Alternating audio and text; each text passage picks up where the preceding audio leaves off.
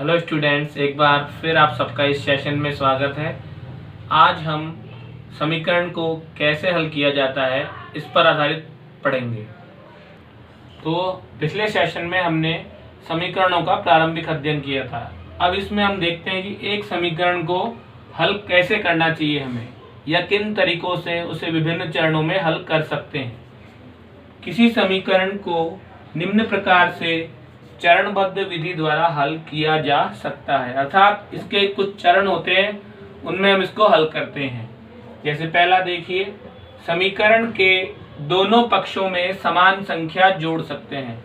कोई भी आपको समीकरण दिया गया है, उसके आप दोनों पक्षों में समान संख्या जोड़ सकते हैं। जैसे आपको एक समीकरण दिया हुआ है यहाँ पर y + 5 = 11, तो इसमें आप अगर कोई संख्या जोड़ेंगे तो वो आपको दोनों पक्षों में जोड़नी पड़ेगी। दूसरा है, समीकरण के दोनों पक्षों में से समान संख्या घटा सकते हैं। अगर हमको कुछ घटाना है तो वो भी हमको दोनों पक्षों में से ही घटाना है। ऐसे नहीं कि एक पक्ष में घटा दिया और एक पक्ष में नहीं घटाया, या एक पक्ष में हम कुछ और घटा रहे हैं, दूसरे पक्ष में कुछ और घटा रहे हैं। तो कुछ भी घटाना है तो दोनों पक्षों में से समान संख्या ही घटानी है। जैसे इधर से आप 2 घटा रहे हैं तो बाएं पक्ष में से भी 2 ही घटाएंगे। तीसरा है, समीकरण के दोनों पक्षों को समान संख्या से गुणा कर सकते हैं, अर्थात जब हम गुणा करेंगे किसी संख्या से तो बाएं पक्ष को जिस संख्या से गुणा कर रहे हैं, दाएं पक्ष को भी उसी संख्या से गुणा करना होगा। अलग अलग संख्याओं से गुणा नहीं कर सकते हैं, दोनों पक्षों में गुणनफल समान संख्या से ही होगा। चौथा है, समीकरण के दोनों पक्षों को समान संख्या से भाग दे सकते हैं, अर्थात जब हम भाग देंगे तो भी हमें दोनों पक्षों में समान संख्या का ही भाग देना है। जैसे यहाँ पर आप y + 5 में अगर 7 का भाग दे रहे हैं तो यहाँ पर 11 में भी आपको 7 का भाग देना है, संख्या समान रहनी चाहिए। पांचवा है, पक्षांतरण करते समय। पक्षांतरण का अर्थ होता है एक संख्या को बाएं से दाएं पक्ष में ले जाना या दाएं से बाएं पक्ष में लाना। तो पक्षांतरण करते समय राशियों का चिन्ह धन से ऋण और ऋण से धन में बदल जाता है। धन का अर्थ है प्लस और ऋण का अर्थ है माइनस, तो प्लस से माइनस हो जाता है तथा माइनस से प्लस हो जाता है, ये हमें ध्यान रखना है। इस प्रकार हम इस पूरे समीकरण को जो एक तराजू है उसके साथ हम दिखा सकते हैं कि तराजू के दोनों पलड़े, तो एक समीकरण को हम संतुलित जो समीकरण होता है उसको एक तराजू की सहायता से समझा सकते हैं। तराजू में क्या होता है, जैसे संख्याएं होती है उसमें एक पलड़े में जितना भार होता है उतना ही भार दूसरे पलड़े में होता है, तो वो तराजू संतुलित रहती है, बिल्कुल किधर भी नहीं झुकती है। लेकिन जब एक पलड़े में भार कम और एक में ज्यादा हो जाता है तो तराजू दूसरी तरफ झुकती है। तो एक तराजू के एक पलड़े को जब वो संतुलित होती है तो हम एक भाग को LHS और दूसरे भाग को हम उसके RHS कह सकते हैं। तो इस तरह से अगर हमारी ये जो डंडी है तराजू की, ये बिल्कुल ठीक क्षैतिज रहेगी जब LHS और RHS क्या होंगे, दोनों बराबर होंगे। अब हम एक उदाहरण पर विचार करते हैं। जैसे हमको एक समीकरण दिया गया है x + 3 = 8। अब अभी हमने पढ़ा था कि समीकरण के दोनों पक्षों में हम समान संख्या जोड़ भी सकते हैं या समान संख्या घटा भी सकते हैं, जिससे हमें समीकरण का हल प्राप्त हो जाए। तो यहाँ हम दोनों पक्षों में 3 घटाएंगे, दोनों पक्षों में से 3 घटाने पर, तो देखिए इधर x + 3 - 3 = 8 - 3। बाएं पक्ष में से भी हमने 3 घटा दिया, दाएं पक्ष में से भी 3 घटा दिया। तो यहाँ पर तो देखिए 3 - 3 0 हो जाएगा या साथ कट जाएगा, तो यहाँ बच गया x और यहाँ बच गया 5। तो इस तरह से जो ये x बराबर हमें 5 प्राप्त हुआ है, ये हमारे समीकरण का हल कहलाएगा। अब ये हल सही है या नहीं, इसकी हम जांच कर लेंगे। जो हमारा उत्तर आया है ये x = 5, ये सही आया है नहीं, इसकी हम जांच करेंगे। इसकी जांच देखिए कैसे होगी। जो x का मान है वो हम सब इसमें रख देंगे। x का मान रखने पर जो हमको समीकरण दिया गया है इसमें हम x का मान रख देंगे। तो x की जगह रख देंगे 5 प्लस 3 बराबर 8। तो 5 और 3 होता है 8 और इधर भी 8 है पहले से, अर्थात बायां पक्ष दाएं पक्ष के बराबर है। तो हम समझते हैं कि हमारा ये उत्तर बिल्कुल सही है। तो इस तरह से जांच करने के बाद में आप ये ज्ञात कर सकते हैं कि आपका उत्तर सही है या गलत। अतः x प्लस 3 बराबर 8 में हमको दोनों पक्षों में से 3 घटाने पर कोई फर्क नहीं पड़ा और जो चर राशि थी x उसका हमें उत्तर भी ज्ञात हो गया। हमको एक और समीकरण दिया गया है x माइनस 3 बराबर 10। तो जैसे पिछले समीकरण में हमने दोनों पक्षों में घटाया था, इसमें हम क्या करेंगे, दोनों पक्षों में 3 जोड़ेंगे। तो दोनों पक्षों में 3 जोड़ने पर तो देखिए बाएं पक्ष में भी 3 जोड़ना है और दाएं पक्ष में भी 3 जोड़ना है। ऐसा हम क्यों कर रहे हैं, क्योंकि हमें चर राशि जो दी गई है x उसका मान ज्ञात करना है। तो यहाँ पर देखिए आप 3 माइनस 3 वापिस 0 हो जाएगा, तो क्या बचेगा यहाँ पर x और 10 और 3 हो जाएगा 13। तो इस तरह से x का मान आ गया 13। अब हम करेंगे उत्तर की जांच। तो जो ये x का मान आया है इसको दिए गए समीकरण में रख लेंगे। x का मान समीकरण में रखने पर तो जब हम x की जगह रखेंगे उसमें 13, तो अगर हमारे दोनों पक्ष बराबर आते हैं तो हमारा उत्तर सही माना जाएगा और दोनों पक्ष अगर अलग आते हैं तो उत्तर गलत माना जाएगा। तो देखिए 13 x की जगह रख दिया माइनस 3 बराबर 10। तो 13 में से 3 घटाएंगे 10 प्राप्त होगा और यहाँ पे भी प्राप्त होगा 10। तो इसलिए बाएं पक्ष में भी 10 है और दाएं पक्ष में भी 10 है, अर्थात जो हमारा उत्तर है x बराबर 13 वो बिल्कुल सही प्राप्त हुआ है। अगला उदाहरण है 5y बराबर 35। इसमें हमको चर राशि है y, इसको अलग करते हुए y का मान ज्ञात करना है। तो देखिए यहाँ पर हम अगर दोनों पक्षों में किसी संख्या से भाग देते हैं और वो संख्या समान होती है तो भी उस समीकरण पे कोई प्रभाव नहीं पड़ता है। तो यहाँ पर हम दोनों पक्षों में 5 का भाग देंगे। दोनों पक्षों में 5 का भाग देने पर तो जब हम 5 का भाग देंगे यहाँ पर तो देखिए क्या प्राप्त होता है, 5y के बटे में 5 आ जाएगा और 35 के भी बटे में 5 आ जाएगा। तो यहाँ पे देखिए आप 5 से 5 कट जाएगा तो केवल क्या बचेगा यहाँ पर y, और 35 में 5 का भाग देंगे तो जाएगा 5 सत्ते 35। तो इस तरह से हमें प्राप्त हुआ y का मान 7।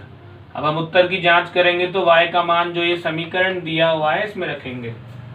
y का मान समीकरण में रखने पर तो 5y का अर्थ होता है 5y से गुणा हो रहा है। तो देखिए 5 गुणा y की जगह रख दिया 7 बराबर 35। तो 5 सत्ते 35 और इधर दाएं पक्ष में पहले से ही है 35। तो लेफ्ट हैंड साइड हमारी राइट हैंड साइड के बराबर प्राप्त हुई, अर्थात जो हमारा उत्तर था y बराबर 7 वो बिल्कुल सही है। इसकी जांच हमने कर ली। तो इस तरह से आपको दोनों पक्षों में समान संख्या का भाग देने पर भी उसमें कोई परिवर्तन नहीं आता है, ये हमने इस प्रकार देखा यहाँ पर। अब एक समीकरण हमको दिया गया है 3n प्लस 7 बराबर 25। इसमें हमको चर राशि n का मान ज्ञात करना है। तो देखिए किस तरह से इसको विभिन्न चरणों में हल करेंगे। सबसे पहले यहाँ पे देखिए प्लस में 7 है तो हमें 7 को हटाना है। तो दोनों पक्षों में से 7 घटाने पर पहला जो हमारा स्टेप है वो होगा दोनों पक्षों में से 7 घटाने पर। तो देखिए किस तरह से घटेगा ये, 3n प्लस 7 माइनस 7 बराबर 25 माइनस 7। तो यहाँ 7 में से 7 घटेगा, बच जाएगा 0, तो बचेगा अपने पास में 3n। 7 से 7 को आप काट भी सकते हैं, 25 में से 7 गया, बचेगा 18। अभी भी हमारे n के साथ में देखिए 3 गुणा में है, तो इस गुणा वाली संख्या को हटाने के लिए हमको भाग करना पड़ेगा और भाग करेंगे हम 3 से। तो अगला स्टेप हमारा है दोनों पक्षों में 3 का भाग देने पर, जब 3 का भाग देंगे तो जिस संख्या से भाग दिया जाता है वो संख्या आती है बटे में। तो 3n बटा 3 बराबर 18 बटे 3। तो देखिए यहाँ 3 से 3 कट जाएगा, क्या बच जाएगा n, और 18 में जब 3 का भाग देंगे तो 3 छिक्के 18। तो इस तरह से हमें n का मान प्राप्त हो गया यहाँ पे 6। अब हमको जांच करनी है कि हमारा उत्तर सही आया है कि नहीं आया। तो जांच देखिए किस तरह से कर सकते हैं आप, कि जो n का मान प्राप्त हुआ है 6, उसको हमको जो समीकरण दिया हुआ है 3n + 7 बराबर 25, इसमें हम n का मान रख देंगे। तो n का मान समीकरण में रखने पर, तो जो n है उसकी जगह पर हम रखेंगे यहाँ पर 6। तो 3n अर्थात 3 गुणा 6 + 7 बराबर 25। 3 छिक्के 18 + 7 बराबर 25। 18 में जब हम 7 जोड़ेंगे तो प्राप्त होगा 25। तो इस तरह से बायां पक्ष दाएं पक्ष के बराबर आ गया n बराबर 6 रखने पर। अर्थात जो हमने ये संक्रियाएं करी है यहाँ पर ये बिल्कुल सही है, और इससे हमको जो उत्तर प्राप्त हुआ है वो भी बिल्कुल सही है। प्रश्नावली का हमारा पहला सवाल है, पहले चर को पृथक करने वाला चरण बताइए। अर्थात जो ये चर राशि है इसको अलग कैसे करेंगे और फिर समीकरण को हल कीजिए। तो देखिए यहाँ पर इस चर के साथ में 1 माइनस हो रहा है, तो हमें इसको हटाने के लिए दोनों पक्षों में 1 जोड़ना पड़ेगा।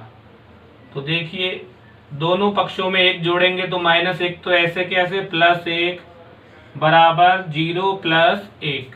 दोनों पक्षों में क्या किया है हमने 1 जोड़ा है, इधर 1 जोड़ा है, इधर 1 जोड़ा।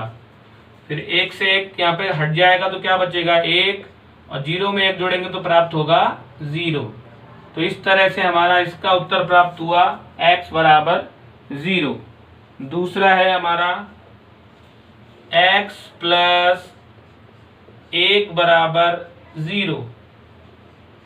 जैसे ऊपर वाले में हमने दोनों पक्षों में 1 जोड़ा था, यहाँ पर आप लिख भी सकते हैं दोनों पक्षों में 1 जोड़ने पर। ऐसे ही जो नीचे वाला हमको उसका b भाग दिया हुआ है, इसमें देखिए यहाँ पर प्लस है तो इसको हटाना है, तो दोनों पक्षों में से 1 घटाएंगे। तो हम यहाँ लिख देंगे दोनों पक्षों में 1 घटाने पर। अर्थात दोनों पक्षों में से हमने क्या किया, यहाँ पर 1 घटा दिया।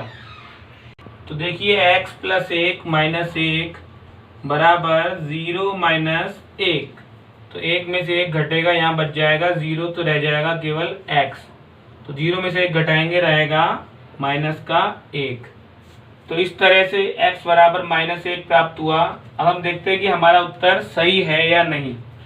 तो देखिए दोनों पक्षों में जहाँ पर भी हमने -1 रखा है, यहाँ पर घटाया है, उससे हमें उत्तर प्राप्त हुआ है। अब हम रखेंगे x की जगह -1। सवाल के अंदर रख देंगे x बराबर -1 रखने पर। तो जब हम x बराबर -1 रखेंगे तो -1 और ये +1 बराबर 0। तो -1 + 1 हो जाएगा 0, दाएं पक्ष में भी 0 है, अतः x बराबर -1 बिल्कुल हमारा सही उत्तर है। तो देखिए हमको एक और उदाहरण दिया हुआ है 2p - 1 बराबर 23। अब इसमें क्या करना है, हमको ये 2p में से हमको p का मान ज्ञात करना है और इसमें से 1 घटा हुआ है। अर्थात सबसे पहले हम क्या करेंगे, दोनों पक्षों में 1 जोड़ेंगे। तो दोनों पक्षों में 1 जोड़ने पर, तो इस तरह से जब आप दोनों पक्षों में 1 जोड़ेंगे तो देखिए क्या प्राप्त होता है, 2p - 1 + 1 बराबर 23 + 1। तो यहाँ पर 1 में से 1 हट जाएगा तो बचेगा ओनली केवल 2p, और 23 और 1 हो जाएगा 24। अब हमको केवल चर राशि p का मान ज्ञात करना है, तो इस तरह से जो इसके साथ में गुणा हो रहा है 2, उसका हम भाग देंगे। तो हमारा दूसरा स्टेप जो आएगा, दोनों पक्षों में 2 का भाग देने पर, तो देखिए अब दोनों पक्षों में 2 का भाग दे रहे हैं, तो 2p बटा 2 बराबर 24 बटा 2। तो यहाँ पर देखिए 2 से 2 क्या होगा, हट जाएगा और रह जाएगा p, इसलिए p बराबर 24 में 2 का भाग देंगे, 2 एकम 2 और 2 दूनी 4। तो इस तरह से प्राप्त हुआ हमें p बराबर 12। अब हम इसके उत्तर की जांच कर सकते हैं। जो हमको समीकरण दिया हुआ है, इस समीकरण में हम p का मान रख देंगे 12। तो देखिए जांच में भी आप, क्योंकि अगर आपको जांच करनी आ गई तो आपका ये सवाल कभी भी गलत नहीं होगा समीकरण वाला, ये ध्यान रखना है आपको। तो p का मान रखने पर, जिससे हमारी हो जाएगी जांच, तो देखिए p का मान है हमारा 12, तो 2 गुणा 12 माइनस 1 बराबर 23, 12 दूनी 24 माइनस 1 बराबर 23। 24 में से घटाएंगे 1 तो प्राप्त होगा 23, और यहाँ पर भी प्राप्त होगा 23। तो इस तरह से देखा हमने कि हमको जो p बराबर 12 प्राप्त हुआ, उसको रखने पर समीकरण में दोनों पक्ष हमारे समान प्राप्त होते हैं, अर्थात हमारा उत्तर p बराबर 12 बिल्कुल सही है। अगला हमारा उदाहरण है 4x प्लस 5 बराबर 65। इसमें भी देखिए आपको चर राशि x का मान ज्ञात करना है। तो दोनों पक्षों में हमको प्लस में अचर राशि दी गई है, ये कहलाती है चर राशि, और जो केवल अक्षर होते हैं वो कहलाती है अचर राशि। तो इसको हमको हटाना है यहाँ से, और प्लस में है तो दोनों पक्षों में हमको 5 घटाना पड़ेगा। तो हम यहाँ लिख देंगे दोनों पक्षों में से 5 घटाने पर। तो इस तरह से देखिए जब हमने लिख दिया तो दोनों पक्षों में से हमको 5 घटाना पड़ेगा, बाएं पक्ष में भी 5 घटाएंगे और दाएं पक्ष में भी 5 घटाएंगे। तो यहाँ पर 5 में से 5 घटेगा तो बचेगा 0 अर्थात 0, तो रह जाएगा 4x, और यहाँ पर 65 में से जब 5 घटाएंगे तो बचेगा 60। तो इस तरह से पहला स्टेप हमने घटाने का किया। अब दूसरा स्टेप देखिए, गुणा में है 4, तो हमको 4 का दोनों पक्षों में भाग देना पड़ेगा। तो दोनों पक्षों में 4 का भाग देने पर, ये हमारा हो गया दूसरा स्टेप। जब हम भाग देंगे तो देखिए 4x बटा 4 बराबर 60 बटा 4, ये हमें प्राप्त होगा 4x बटा 4 बराबर 60 बटे 4। तो यहाँ पर 4 से 4 कट जाएगा, या 4 में 4 का भाग देंगे तो 1 प्राप्त होएगा। तो आप इसको यहाँ काट भी सकते हैं, या बिना काट के केवल x भी लिख सकते हैं। और यहाँ पर जब हम 60 में 4 का भाग देंगे तो देखिए 4 एकम 4, 6 में से 4 गए, बच गए 2, 2 के आगे उतारा 0, तो हो गए 20। 20 में जब हम 4 का भाग देंगे तो प्राप्त होगा 5, 4 पंजे 20। तो इस तरह से इस दिए गए समीकरण का हल हमको प्राप्त हुआ x बराबर 15। अब हमको करनी है इसकी जांच। तो देखिए जांच करने के लिए जो भी हमारा मान आता है उसको हमको दिए गए समीकरण में रखना पड़ता है। तो लिख देंगे यहाँ पर x का मान समीकरण में रखने पर, ये जो जांच करने की प्रक्रिया है अगर आपसे सवाल में पूछी जाती है तो ही आपको करनी है, नहीं तो ये जांच आप रफ में करके देख सकते हैं कि आपका उत्तर सही आया है कि नहीं आया। ये हर क्वेश्चन में करना जरूरी नहीं है। अगर आपसे सवाल में लिखा जाए कि हल ज्ञात करके इस हल की जांच भी कीजिए तो आपको ये करना है। तो देखिए x की जगह हम रख रहे हैं 15, अर्थात 4 गुणा 15। तो 4 गुणा 15 प्लस 5 और बराबर में है 65। तो 15 को हम 4 से गुणा करेंगे तो 15 चौके 60 प्लस 5 बराबर में 65 है। तो तो जब हमने बाएं पक्ष में 60 और 5 को जोड़ा तो प्राप्त हो गया 65, और दाएं पक्ष में पहले से ही है 65। तो इस तरह से दोनों पक्षों में मान समान प्राप्त हुए। अतः जो हमने ज्ञात किया था इस समीकरण का हल कि x बराबर 15 होगा, वो बिल्कुल सही है। तो अगला हमारा उदाहरण है 10y माइनस 20 बराबर 50। इसमें हमको चर राशि दी गई है y, उसका मान ज्ञात करना है, और अचर राशियां हैं 20 और 50। तो सबसे पहले हम इस 20 को यहाँ से हटाएंगे। तो देखिए कैसे हटाना है। तो दोनों पक्षों में हम 20 को जोड़ देंगे, क्योंकि ये घटा हुआ है तो हमको इसको विपरीत काम करना पड़ेगा। दोनों पक्षों में 20 जोड़ने पर, तो देखिए जोड़ने पर बायां पक्ष अर्थात लेफ्ट हैंड साइड क्या प्राप्त होगी, 10y माइनस 20 प्लस 20 बराबर 50 प्लस 20। ये हमने जोड़ा है तो प्लस 20 इधर भी आएगा इधर भी आएगा। अब 20 माइनस 20 तो हो जाएगा 0, तो यहाँ रह जाएगा 10y। इसको आप काट सकते हैं, इन दो हटा के लिख सकते हैं, क्योंकि 20 माइनस 20 0 होता है, बराबर 50 प्लस 20 प्राप्त हो गया 70। अब हमको ज्ञात करना है केवल y का मान। तो यहाँ पर गुणा में क्या है 10, तो इसको गुणा को हटाने के लिए हमको 10 का ही दोनों पक्षों में भाग देना होगा। तो दोनों पक्षों में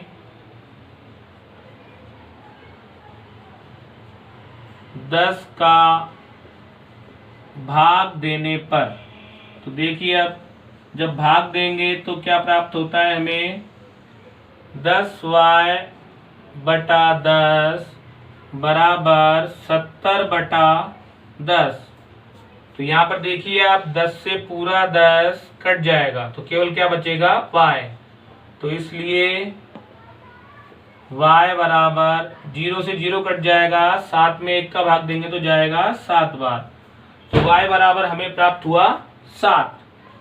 तो ये आपको ध्यान होगा, एक बिंदु ऊपर होता है, दो बिंदु नीचे होते हैं, तो ये इसलिए का निशान होता है। जो भी हमारी उत्तर वाली पंक्ति होती है अंतिम, उसमें इसलिए या आप अतः लगा सकते हैं, लगाना चाहिए। अब हमको जांच करनी है कि ये उत्तर हमारा सही है कि नहीं। तो y बराबर 7 हम रख देंगे, जो हमको समीकरण दिया हुआ है उसके अंदर। y का मान समीकरण में रखने पर, तो देखिए किस तरह से y का मान जब हम रखेंगे तो हमें क्या प्राप्त होने वाला है। 10y है तो 10 गुणा 7 माइनस 20 बराबर 50। 10 को 7 से गुणा करेंगे प्राप्त होगा 70 माइनस 20 बराबर हो जाएगा यहाँ पर 50। तो 70 में से जब हम 20 घटाएंगे, जब 70 में से जब हम 20 घटाएंगे तो हमें प्राप्त होगा 50, और यहाँ पर भी है 50। तो इस तरह से देखिए y का मान 7 रखने पर जब हमने जांच करी तो बायां पक्ष दाएं पक्ष के बराबर आ गया। अतः जो हमारा उत्तर प्राप्त हुआ था y बराबर 7, वो बिल्कुल सही है। और इस तरह से हमारा ये समीकरण भी विभिन्न चरणों में हल हुआ। पहला इसमें हमने माइनस था तो जोड़ा, फिर गुणा में जो संख्या आई तो उसको हटाने के लिए हमने भाग दिया। अब देखिए हमारा अगला उदाहरण है a बटा 5 बराबर 7 बटा 15। यहाँ पर चर राशि के भाग में है 5, हमको ज्ञात करनी है केवल a का मान। तो जब भाग में कोई संख्या दी गई है तो हमको समझ लो उसी संख्या से दोनों पक्षों में गुणा करना है। तो आप सबको मालूम पड़ गया होगा कि यहाँ पे किससे गुणा करना है, दोनों पक्षों को 5 से। शाबाश। तो हम दोनों पक्षों को गुणा करेंगे 5 से। तो दोनों पक्षों को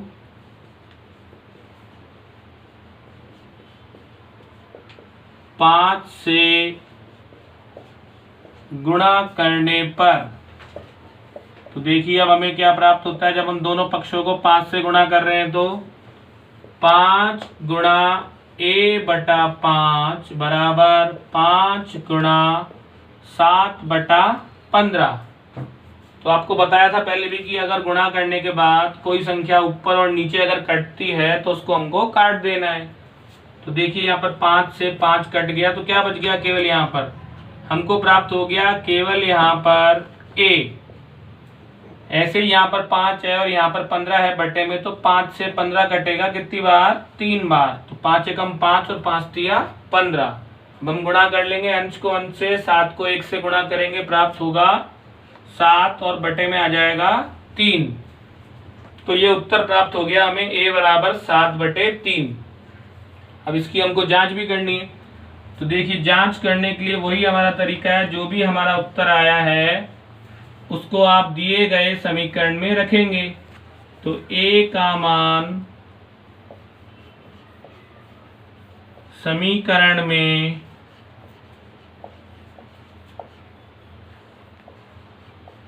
रखने पर, तो अब की बार देखिए, अब की बार हमारा जो मान है वो बटे में आया है। तो इसमें आपको ध्यान रखना है कि जब बटे में मान आता है तो हमको क्या करना है, a की जगह रखना है 7/3। तो 7/3 और a के बटे में अर्थात पहले से ही बटे में 5 और है, तो इसको हम अलग से लिख देंगे बटे में 5। ये तो a का मान हो गया, और ये बटे वाला 5 यहाँ पर 1 हमेशा रहता है, तो 1/5 और बराबर में है 7/15। तो अब देखिए आप अंश को अंश से गुणा करेंगे और हर को हर से गुणा करेंगे, 5 तिया 15 और दाएं पक्ष में पहले से ही है 7/15। तो इस प्रकार आपने देखा कि जो हमारा a का मान आया था 7/3, उसको जब हमने समीकरण में रखा तो हमें बायां पक्ष दाएं पक्ष के बराबर प्राप्त हुआ।